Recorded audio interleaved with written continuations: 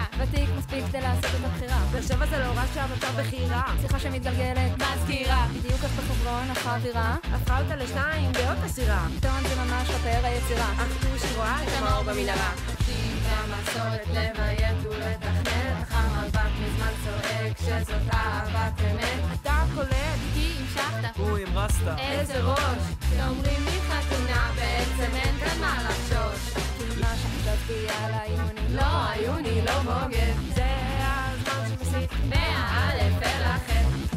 זה הזמן להתחתן. היא אמרה לו וואלה כן, נצא בריקודים ביחד די להסתרם. תרימו את היד, תרשמו את הצ'ק. אם נגיע למיליון עוד נכסה את הבופה. זה הזמן להתחתן, היא אמרה לו וואלה כן, נצא בריקודים ביחד די להצטלם. תרימו את היד, תרשמו את הצ'ק. אם נגיע למיליון עוד נכסה את הבופה.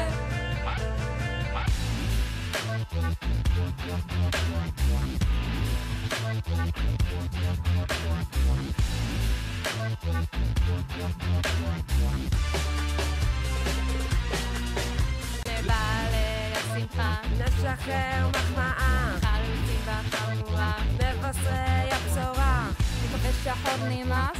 רוצים לחיות בגלס? איך פעם הקמתם בחמ"ל? מיד קפצת לדפל. נאחל לכם שתתפעננו, שניפגש בים ולא תיגררו. שהימים במשרד או התמוססות, שהעוד לכם או ינופפו.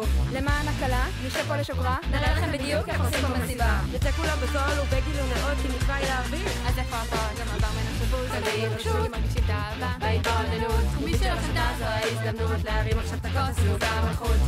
זה הזמן להתחתן, הזמן להתברגן. נצא בריקודים ביחד די כבר לטייל. תרימו את היד, תרשמו את הצ'ק. אם נגיע למיליון בירח תשון נתפנק. זה הזמן להתחתן, הזמן להתברגן. נצא בריקודים ביחד די כבר לטייל. תרימו את היד, תרשמו את הצ'ק. אם נגיע למיליון בירח תשון נתפנק.